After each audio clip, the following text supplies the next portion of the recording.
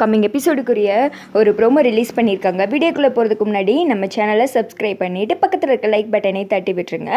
Video வந்துட்டு நல்லா இருக்குது. சரி வாங்க வீடியோக்குள்ளே போகலாம். ஃபஸ்ட்டு சீனில் வந்துட்டு மீனாட்சி ஆனந்த் சொன்னதெல்லாம் கேட்டு பயங்கரமாக ரொம்ப ஃபீல் பண்ணி அழுக ஆரம்பிச்சிடுறாங்க. வேமா போய் வந்துட்டு அபிராமி தான் ஆறுதல் சொல்கிறாங்க. மீனாட்சி நீ அழுகாதமா, இவ வந்துட்டு யாரோ ஒரு கழுத்தில் தாலி கட்டிட்டு வந்து இந்த வீட்டோட மருமகன்னு சொன்னால் அதை நான் ஏற்றுக்கணுமா? என்றைக்கு நீ தான் என்னோட மருமக, நீ அழுகாத, தைரியமாக இரு. இவன் வந்துட்டு எப்படி இவ கூட இந்த வீட்டில் இருக்கான்னு சொல்லிட்டு நான் பார்க்குறேன், நீ வந்துட்டு ஃபீல் பண்ணாத அப்படின்னு சொல்ல மீனாட்சி வந்துட்டு பயங்கரமாக அழுதுகிட்டே நின்றுட்டு இருக்காங்க.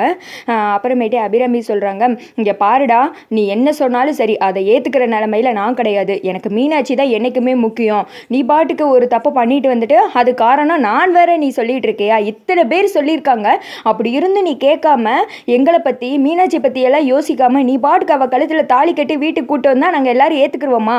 ஏண்டா உனக்கு மண்டையில் கொஞ்சம் கூட அறிவே இல்லையடா, ஏன்டா உன் புத்தி இப்படி போகுச்சு அப்படின்னு சொல்லிட்டு பயங்கரமாக அபிராமி வந்துட்டு திட்டுறாங்க. அப்புறமேட்டு வந்துட்டு கார்த்தி சொல்கிறாங்க, அம்மா பொறுமையாக பேசுங்கம்மா அப்படின்னு சொல்ல, என்ன கார்த்தி இவ இப்படி பண்ணியிருக்கா, என்னால் ஜீர்ணிக்க கூட முடியல. இங்கே பாரு ஆனந்த், மறுபடியும் நான் சொல்கிறேன், ஒழுங்கா இவளை எங்கேருந்து கூட்டு வந்தேன் அங்கே போய் விட்டுரு. இந்த பொண்ணு இந்த வீட்டில் இருக்கவே கூடாது.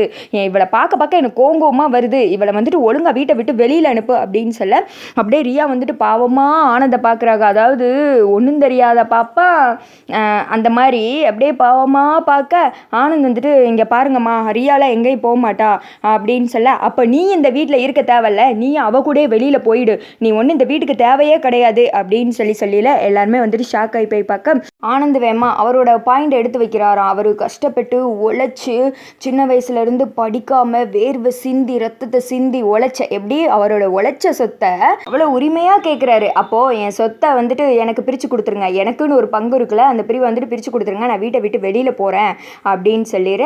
ரியா மனசுக்குள்ளே அப்படி ஒரு சந்தோஷம், வெளியில் தான் காமிக்கலை, அப்படியே நைஸாக திரும்பி சைடில் சிரிக்கிறது. என்ன இந்த பக்கம் ஐஸ்வர்யாவுக்கு அவங்க அம்மாவுக்கு சொல்லவா வேணும், என்னம்மா இது நம்ம ப்ராக்கெட் போட்டால் இவங்க வந்துட்டு வீடே கெட்டிடுவாங்க போல், நம்ம வந்துட்டு அன்னைக்கு கேட்டதுக்கு எப்படி வந்து அத்தை அடித்தாங்க, இப்போ என்ன செய்கிறாங்க நானும் பார்க்குறேன் அப்படின்னு சொல்ல, ஏடி எனக்கே வந்துட்டு என்ன நடக்குன்னு புரியாமல் நின்றுட்டு இருக்கேன்டி, எவ்வளோ தைரியமாக பேசுகிறான் பார்த்தியா அப்படின்னு சொல்லிட்டு இவங்க காட்டில் மழை பெஞ்ச மாதிரி இவங்க சந்தோஷமாக பேசிகிட்டு இருக்காங்க. இதை பார்த்துட்டு அபிராமி வந்துட்டு என்ன பேசுன்னு தெரியாமல் ஒரு மாதிரி அதிர்ச்சியில் வந்துட்டு உட்காடுறாங்க. அபிராமி அப்படின்னு சொல்லிட்டு வேமா வந்துட்டு கார்த்தியோட அப்பா போய் பிடிக்க தீபா அப்புறமேட்டி கார்த்தி எல்லாருமே ஓடுறாங்க. டே அண்ணா, உனக்கு அறிவு இருக்கா, என்ன பேசிகிட்டு இருக்க நீ?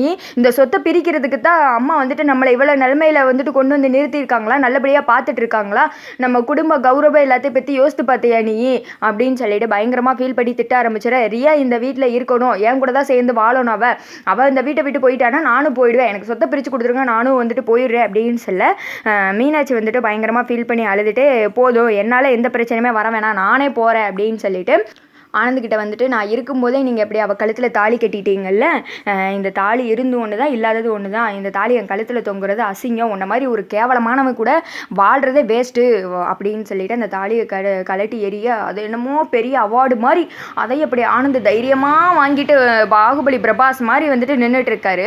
அதோட பார்த்தீங்கன்னா இந்த ப்ரோமோ வந்துட்டு முடிஞ்சிருக்கு.